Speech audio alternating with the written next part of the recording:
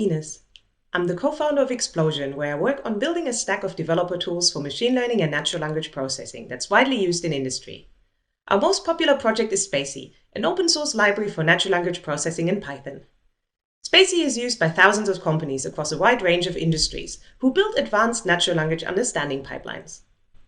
If you're serious about training your own NLP components, you typically need your own data, specific to your problem. Prodigy is our first commercial product, and it's a modern and fully scriptable annotation tool for creating training data for machine learning models. We've been running Explosion for about 5 years now, which has given us a lot of insights into what NLP looks like in industry contexts. In this talk, I'm going to discuss some of the biggest challenges for applied NLP and translating business problems into machine learning solutions. When you're starting out in a field and are facing real problems to solve, it's easy to feel a bit lost. Even though you understand the fundamentals of machine learning, know your way around the industry standard libraries, and have experience in programming and training your own models, you might still feel like something is missing. The right intuition, the right mindset, a different way to reason about what to do. I call this applied NLP thinking, and it's what I'll be talking about today. It's a fairly abstract idea, but while I was writing this talk, I think I came up with a pretty fitting analogy. Like most of the world, I spent even more time indoors in 2020 than I usually do. Maybe I just missed restaurants, but for a while I got really into watching cooking shows. I was particularly interested in the business side of running a restaurant and how it ties in with the actual craft of cooking itself. There's a lot to learn when it comes to cooking. You need to know a lot of skills and techniques and be able to reproduce recipes and use all kinds of different equipment. You need to understand the ingredients and how to present your dish. And on top of that, there are fundamentals of nutrition, chemistry, and food science. You don't need to be a food scientist to be a good cook, but understanding how egg, mustard, and oil turn into mayonnaise can certainly help. But there's more to a restaurant than just the cooking. A restaurant kitchen is basically a little factory. In order to give your factory any chance of success, the menu needs to be designed carefully.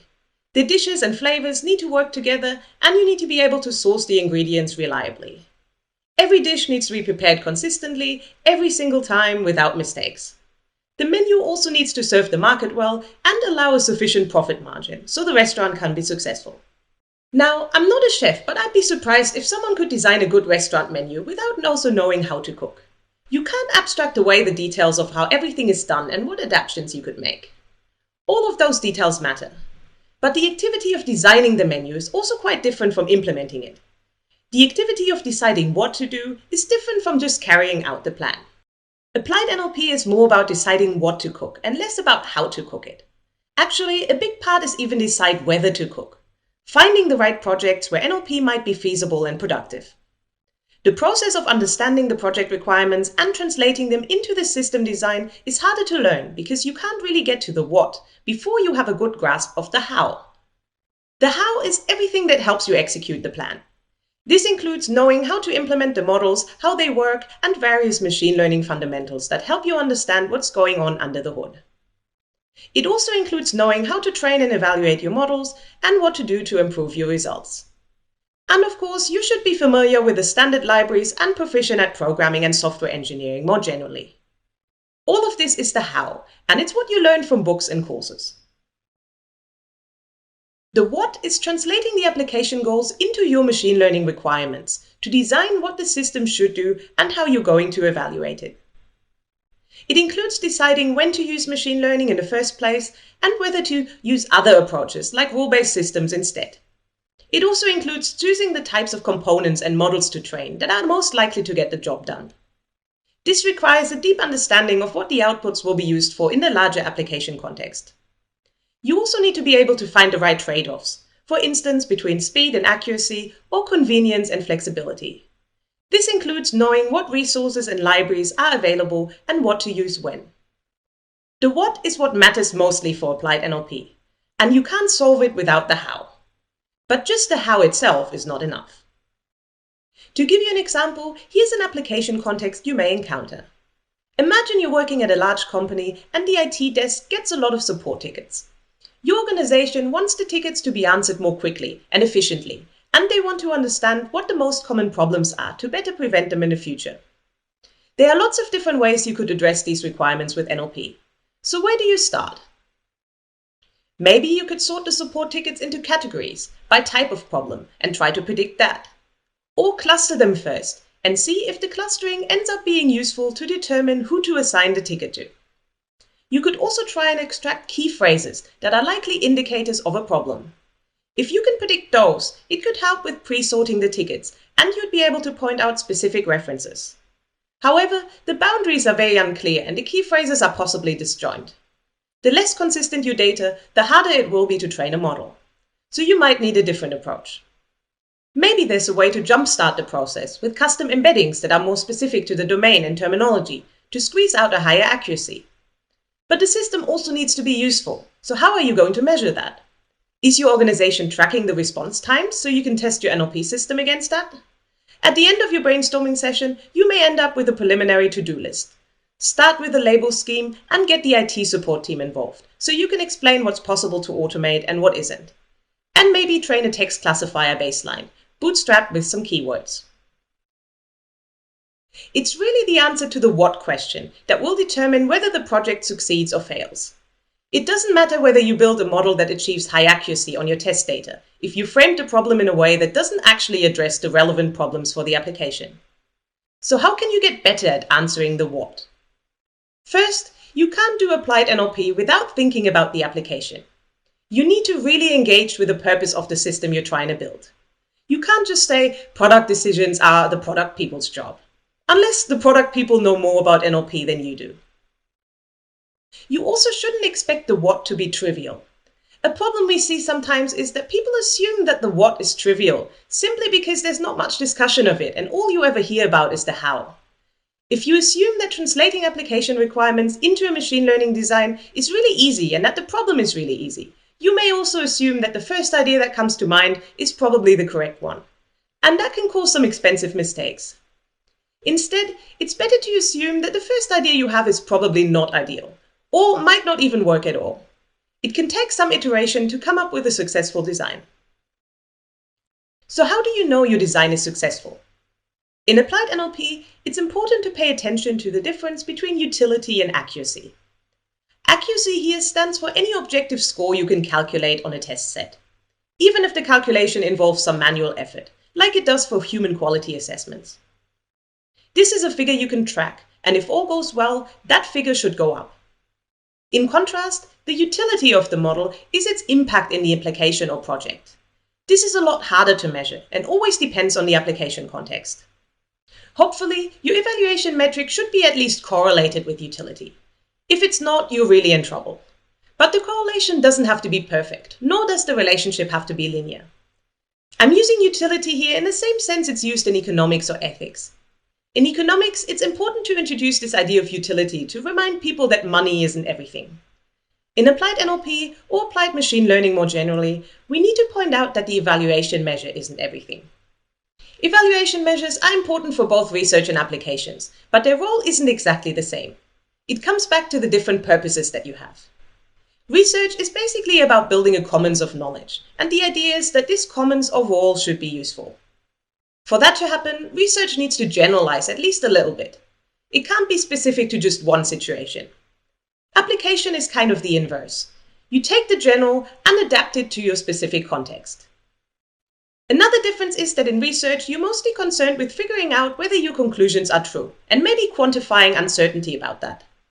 In an application, the bottom line is whether the project is useful. So when you conduct an evaluation in research, you're trying to isolate your new idea, and you usually want to evaluate exactly the same way as prior work. That way, you can test whether your change did what you were hoping it would do. In an application, you're mostly using the evaluation to choose which systems to try out in production. You're hoping that a system that scores better on your evaluation should be better in your application. In other words, you're using the evaluation as a proxy for utility. You're hoping that the two are well correlated. Often they really are. But you also get to choose the evaluation. That's a totally legitimate and useful thing to do. In research, changing the evaluation is really painful because it makes it much harder to compare to previous work. What utility means is different for every application. In our example of a system for processing IT support tickets, a successful application will result in faster processes as it allows the right person to be assigned quicker. In turn, this can lead to a higher satisfaction. Users with problems get help quicker, and IT support staff has to spend less time waiting around or dealing with tickets outside their core expertise. Categorizing tickets automatically also helps with discovering common problems and knowing what to fix. All of this can lead to higher revenue or save the company a bunch of money. People often discuss machine learning as a cost-cutting measure.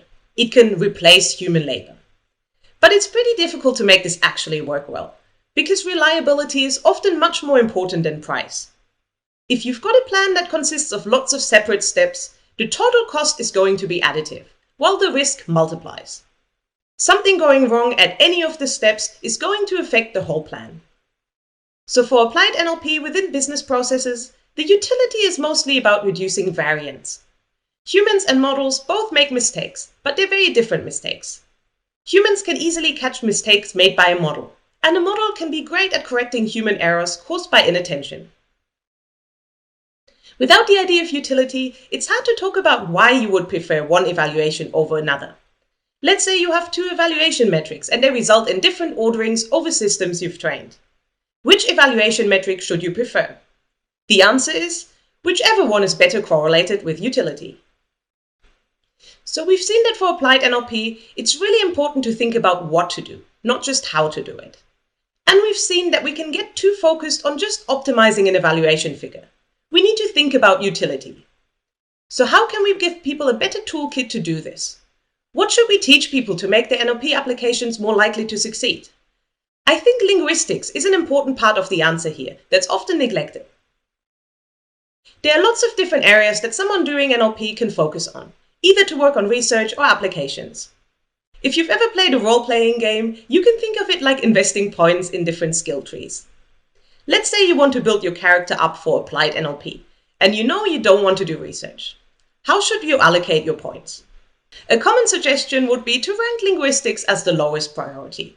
And if you're going to be allocating your first points, it's definitely more important to know a bit about programming and machine learning. As for libraries and APIs, this one is a bit special. It turns out the game just gives you points here as you play. You'll find yourself accidentally fluent in whatever tools are required for your work, so no need to spend any of your points on this explicitly.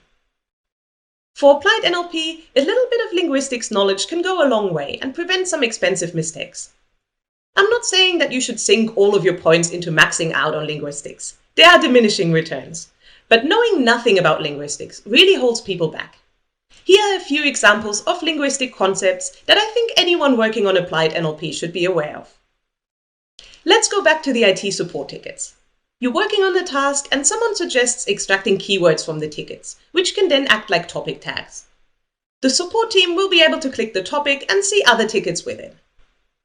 You know all about LDA and topic modeling, so you go ahead and create the clusters easily. The unigram topics aren't very satisfying though, so you include bigrams and trigrams. Now you have topics like turn, which is very common in the data but not very useful. How do you get topics like turn on and restarts, but not comma but it? If you've never thought much about language before, it's normal to expect a word to be a simple thing to define and work with. This is especially true if your native language is a language like English, where most lexical types are whitespace delimited and the morphology is relatively simple. However, even in English, there are lots of multi-word expressions, lexical types that have spaces in them and might not even be contiguous, for example, phrasal verbs. The morphology often matters too.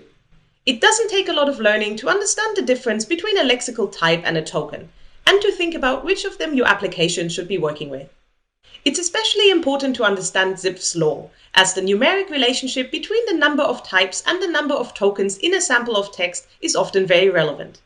So knowing linguistics can help you constrain your system's output and make your application more useful. Another topic that deserves more attention is compositional syntax and semantics. This is especially relevant when you're designing annotation schemes and figuring out how you want to frame your task. For instance, let's take a look at the IT support tickets again. A really common instinct we see people have is that they want their model to identify subsequences of text. For instance, someone might suggest, let's label the phrases that indicate the problem and train an entity recognizer on that. The issue here is that the problem isn't reliably going to be expressed as any particular constituent. It might not even be within a single predicate argument structure. This means that the spans of text you'll be annotating are really arbitrary. Your annotators will never agree closely on what to annotate, and at the end of it all, what are you even going to do with the output? If you're not returning phrases of a specific type, it will be very difficult to do anything with the extracted spans at the end. In this example, one solution is to model the problem as a text classification task. This will be a lot more intuitive to annotate consistently, and you'll only need to collect one decision per label per text. This also makes it easier to get subject matter experts involved, like your IT support team. The model you train will only have to predict labels over the whole text, and the output it produces will be more useful for the downstream application. Sometimes a flat label really isn't enough though. For instance, in most chatbot contexts, you want to take the text and resolve it to a function call, including the arguments. It's really important to have some understanding of syntax and semantics if you're doing that. Syntax will help you define the argument boundaries properly, because you really want your arguments to be syntactic constituents. It's the only way to make them consistent. And semantics will help you understand why the actual texts will be much more complicated than the subject-verb-object examples your team might be thinking up. There's much less written about applied NLP than about NLP research, which can make it hard for people to guess what applied NLP will be like. In a lot of research contexts, you'll implement a baseline and then implement a new model that beats it. So it's kind of natural to guess that applied NLP will be like that, except without the new model part. That's not entirely untrue, but it leaves out some really important things. Research has a very different goal, which requires a different mindset. If you imagine doing applied NLP without changing that mindset, you will come away with a pretty incorrect impression. The most important thing for applied NLP is to come in thinking about the product or application goals. You can't abstract those away and just grind on an optimization problem. You'll never ship anything valuable that way, and you might even ship something harmful. Instead, you need to try out different ideas for the data, model implementation, and even evaluation. You shouldn't expect deciding what to do to be trivial or obvious, and you especially shouldn't assume your first idea will be the best one. You should also keep in mind that evaluation will have a very different role within your project. However you're evaluating your models, the held out score is only evidence that the model is better than another. You need to go and verify that. Accuracy isn't the same thing as utility. You should expect to check the utility of multiple models, which means you'll need to have a smooth path from prototype to production. You shouldn't expect to just work in Jupyter notebooks on your local machine. Applied NLP gives you a lot of decisions to make, and these decisions are often hard. It's important to iterate, but it's also important to build a better intuition about what might work and what might not. There are some topics in linguistics that can really help here.